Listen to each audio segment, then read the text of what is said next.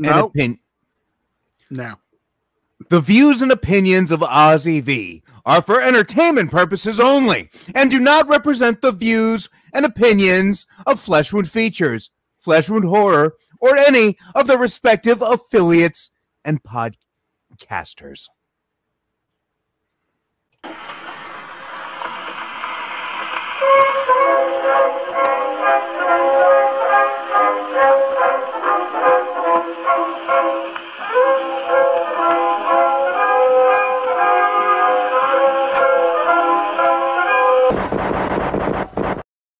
Ladies and gentlemen, welcome to a new episode of Flesh Wound Farce.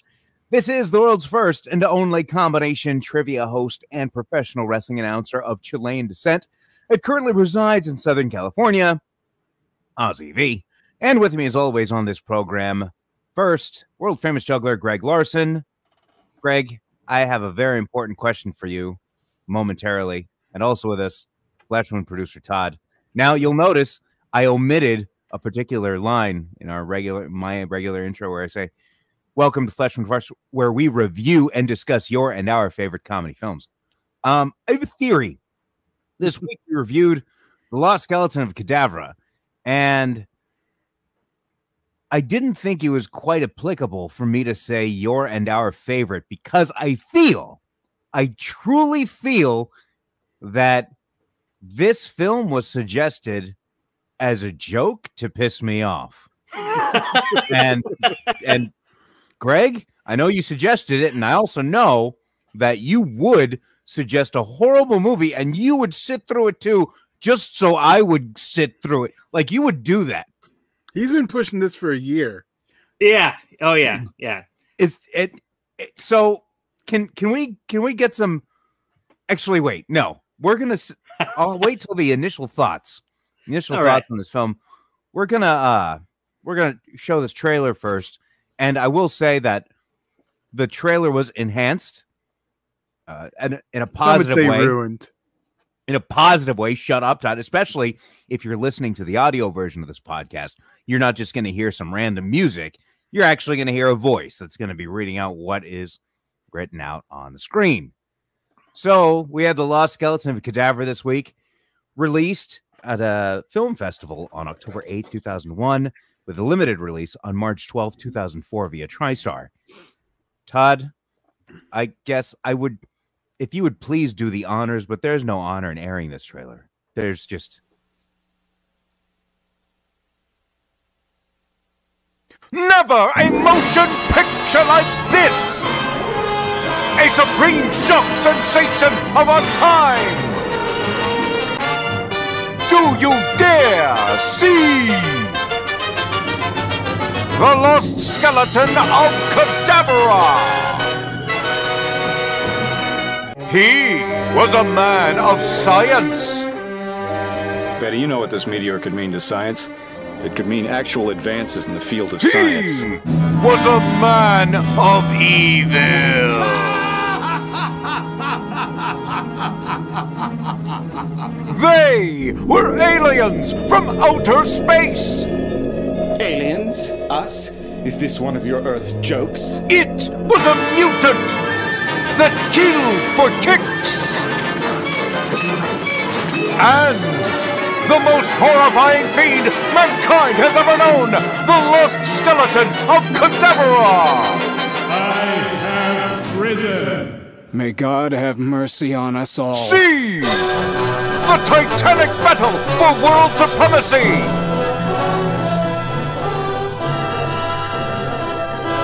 See! The unbridled fury of Anamala! See! The sensuous dance of the aliens! Years in the making on the world's most spectacular locations! A cast of thousands, a cost of millions! Filmed in the miracle of Skeletorama, new screen wonder of the age! You don't know The Lost Skeleton of Cadavra, but you will. You'll be sterilized with fear! The Lost Skeleton of Cadavra!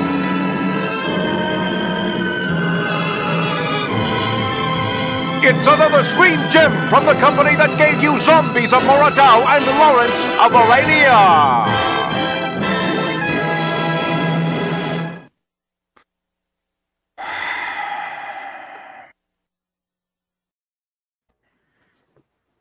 Yes. You know, Guys, is a special guest. yeah, no, I see your skeleton as a special guest. I see it. Now, usually when we have a film that is a good film that I can just jump into talking about, I can come back from the trailer and start talking about it. But if you're listening to the audio version, I'll just have you know my arms were crossed when we came back from the trailer, because that's exactly how I felt throughout this entire movie. I have said plenty of my initial thoughts, barely leaving any time actually for any of you guys to talk, so I apologize in that instance. But Greg, can you tell me how you found out about this movie? I think our good friend Tracy told me about it. I believe she was the one who introduced me. But I don't know if I could call her a good friend. Well, okay. I'm sure he's about to unfriend her on Facebook if they are. No, I think it's going to be the reverse if any audio of this is out. Go ahead and okay, so was this like at a break room one day that it was here, or just suggested? Yeah, this is a break room that was mentioned, and that it was funny.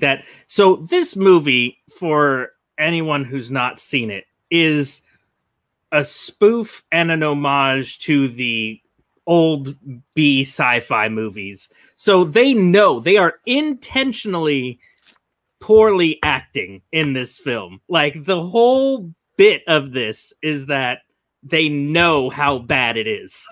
And they play it up great.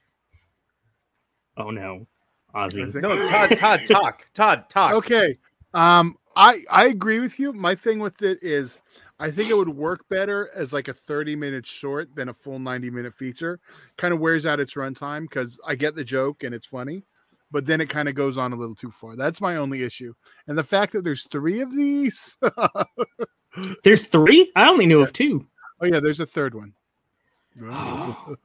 Excellent. And we will be covering the entire series. Are you? Yeah. Okay. Well, that's a conversation for another time.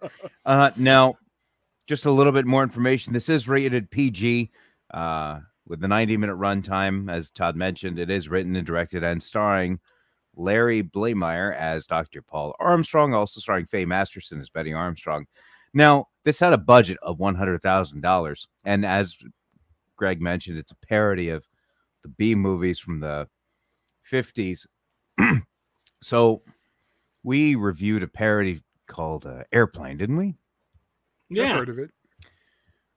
Would you say Leslie Nielsen was trying to poorly act, or Robert Stack, or Peter what they Graves? were parodying wasn't things that had bad acting. Those old films had incredibly cheesy, poor acting. So comparing parody of 2 different things, Okay. I mean, it doesn't really I guess jive together. Here's where it strikes me as odd, and where I would agree with Todd that this would work as a small bit as opposed to an entire feature, because the thing about these B movies from the 50s, yeah, it was horrible acting, but the people were actually trying to act. And the only thing I kept thinking when watching this is they're trying to poorly act. So instead of, and it loses, it's kind of like, it's fun, because the fun part about these B movies from the 50s, these people legitimately trying to act, and this is what comes out. You actually get a sense of this is coming from them, sure, but on here I'm getting a filter of somebody laughing at the joke. You know what I mean? If this was played seriously, and if maybe Dr. Paul Armstrong didn't rush through his lines, it wouldn't make me so pissed off, because I wouldn't think I'm watching a high school production played by 60-year-old. Speaking of bits that have gone on too far, I gotta move him. That's my son's, by the way. He wanted the skeleton. Uh-huh. It was a big deal. I was like, okay. But there was plenty of moments throughout the movie. One I wrote down specifically. I mean, I don't have any favorite. My favorite scene of this movie was the end credits. You know, I got to hit end. That was my favorite scene. I'm dead fucking serious. But one thing I wrote down specifically was the dinner scene, because in this, like, there's so much. It's so convoluted. I just get angry, like, because like Todd said, if this was like 20 minutes, I could see it work of like a extended Saturday Night Live sketch, sure. But like, man, we're like an hour in, and I'm like, what is happening right now? And anyway, but there's a scene where they have to say all this dialogue, and then, you know, humor happens. I don't want to spoil anything, because and also explaining it would make me go up a freaking wall. But I just thought to myself, that scene would have been 10 times funnier if nobody just said anything, and you had the one individual eat like they would have, and then just them follow, and you would just have to see by the looks on their faces. But you know what? I seriously thought this was a joke. Like, I thought, like, oh, if he thought, well, it is a joke. Bad. No. But I mean, I thought the suggestion of it was a joke, because if it was like, oh, if he thought Once Bitten was bad, this is going to be great. We might have to go to that. And then here's another thing is what drives me insane. I mean, you can have these parodies, right? Like, look at, okay, Black Dynamite is a movie we have coming up. Okay. And I don't mean to jump ahead, but in that movie, people still dressed in the time that they were parodying, right? Yeah. Yeah. So this guy was dressed like he was from the late 90s. You know what I mean? Nobody was wearing their pants at the hips in the 50s and wearing the shirt out with their cuffs rolled up. Like, look at the professor from Gilligan's Island. He wore it at the waist, and it just kept thinking of me like I'm watching an indie film from the 90s that was converted from color to black and white instead of just being filmed on black and white film. And even the audio being, they couldn't, like, the audio couldn't be messed with to make it sound like it was from the 50s at least, because it just feels like somebody just did this in their basement and didn't care about what the ultimate product was. They're just like, oh, we'll just get this out. It seemed half-ass as a parody. That's my own opinion on it. It's just totally half, like, well, we don't have to be serious here because, you know, it's just a joke of a movie, so it doesn't matter if we look like we're dressed like from the 90s or we don't believe what we're saying. Just, I mean, because the people from the 50s, they actually believed what they were saying. It was horrible acting, but they believed what they were saying. It's like, and then the extended laughter scene with the evil, like, oh my God, I told Todd, me with the voiceover on the trailer was more fun than watching the entire movie. In fact, going to Todd's point about a short would work as a short joke, just watch the trailer. Watch the voiceover with the trailer. No, with the voiceover. No, I'm dead serious. Because that's the most authentic audio you hear in this entire travesty. So I mentioned my favorite part and lack thereof. Greg. Oh, man. You have a favorite part? Of course I do. I have several, but I'm going to limit it to just one. The Amish terrarium. I died laughing. I won't say why she mentions Amish terrarium for anyone who does want to watch it, but then the following joke right after is, well, I thought the Amish lived outdoors, not in glass houses. I died. It was so well written and delivered. I think it's great. It's like an entire movie of bad acting and dad jokes. Right up my alley. It's bad acting and bad dad jokes. Like, they're not even good. Like, the delivery is not good. Oh God. When that's what you're going for, well played. God. It doesn't make any sense. It doesn't make Todd? God. I don't really have any favorite scenes. Like, I like the premise, but like I said, it just overstays its welcome for me. Not one. I've seen it before. This is the second time, and I think I'm good. Ozzy, what was your favorite part? I get the end. Scene. It was no. You know what? And that's even debatable because at the end I was pissed off. Like oh my God! I'll tell you, I pitched the idea of doing the freeze frame gimmick with Ozzy, like we stop, look at the camera, just film it all to close this. But his response was not well, and he hadn't seen it yet. Once I got his reaction after seeing it, I know I wasn't going to get him to do it. Maybe I could have. He just could have done an angry middle finger. Well, so when it comes to rating, I remember for the Once Bitten episode, I refused to rate it. I think in this case, this gets my coaster award. And that would mean if I had a DVD of it, I would use it as a coaster.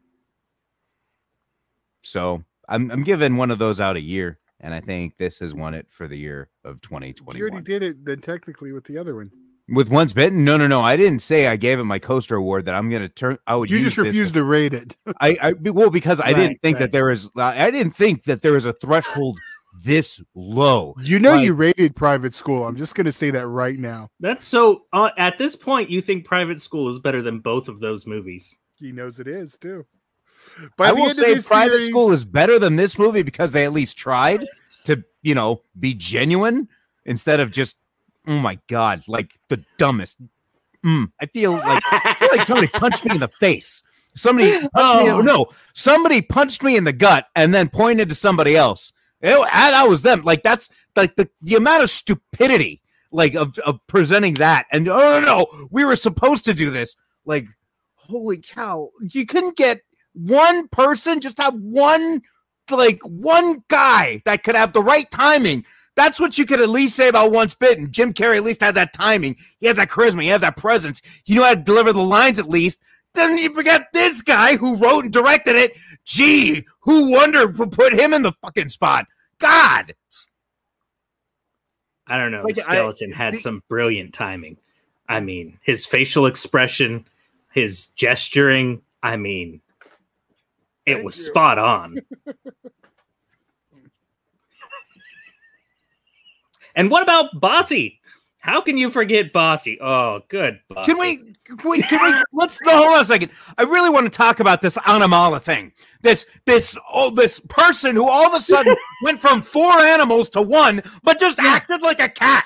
She just acted like a cat, like she was auditioning for Catwoman. I swear to God, and then all of a sudden, oh no, she's 4 creatures. And what the hell is going on? Then all of a sudden she knows how to dance. He spends, 30 minutes telling her about specific words. Your name is this. Then all of a sudden she knows all this other vocabulary. God damn. And those motherfucker, like, this is bad. Like, it's not even funny because it's funny when stuff could actually make sense. Like, we watched National Lampoon's Vacation earlier this year. You know, it was wacky for Clark Griswold to be in the situations that he was in, but it made sense given the circumstances. This was just somebody just shit on a piece of film. God. What's your rating? Who, me? Yes. Well, I went in knowing this movie is bad and intentionally bad. And I was like, should I rate it as a movie or should I rate it for how I enjoyed it? So I will rate it for how I enjoyed it, and it is a 5. Biggest load of bullshit I've ever heard in my life. How many times have we reviewed other movies? We're like, I got to think about other 5 movies. I got to think about History of the World. I got to think about Airplane. I got to think about Spaceballs. And then you want to put this? You want to put this in the category with those? Are you? No. You're doing because I know what you're doing. Stop it. No, you're being ridiculous right now. You cannot be serious. You cannot be serious. I hate to say it, but you don't hate to say it. You love saying it. Well, I do. You're right. Okay, I laughed so hard at this movie.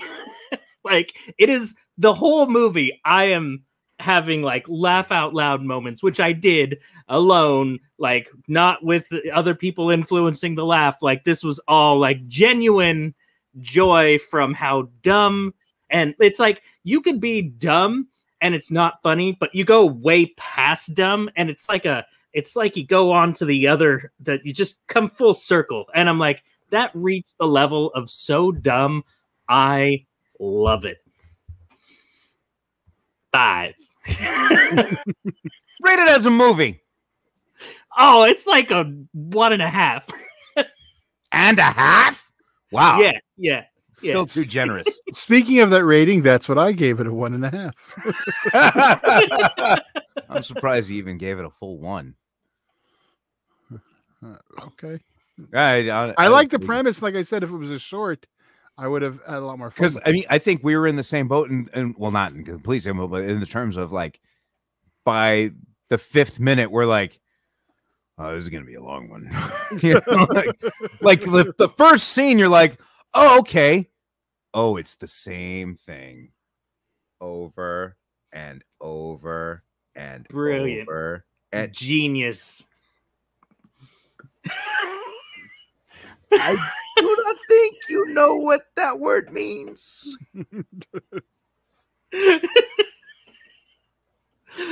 Brilliant. Ozzy, it has enough fans that not only was there 1 sequel, there was 2 sequels. Think about that. That's right. That's right. I could respond with a situation that would point out some very specific people. So I'm not going to do that.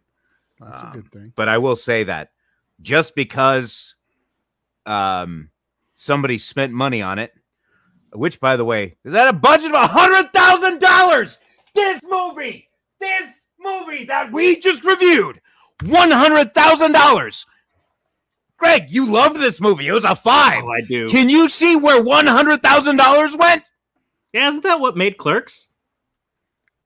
Todd, how much did Clerks? No, I know Clerks was not 100. I think it was somewhere in the realm of like, it was less than 20. I think 16 or something. I think. Yeah, something like that. I'm just saying, like Todd brought up, there's more of these than there are Airplane movies. Since you want to bring up Airplane, that might have been the line. That might have been the line. That was specifically to Irk Ozzy. Dump 3 times. Label them 1 part 1, part 2, part 3, and say there's more movies of me taking a dump than there are Airplane movies. Ain't gonna mean shit. It literally is shit, just like this movie is. What? It's content.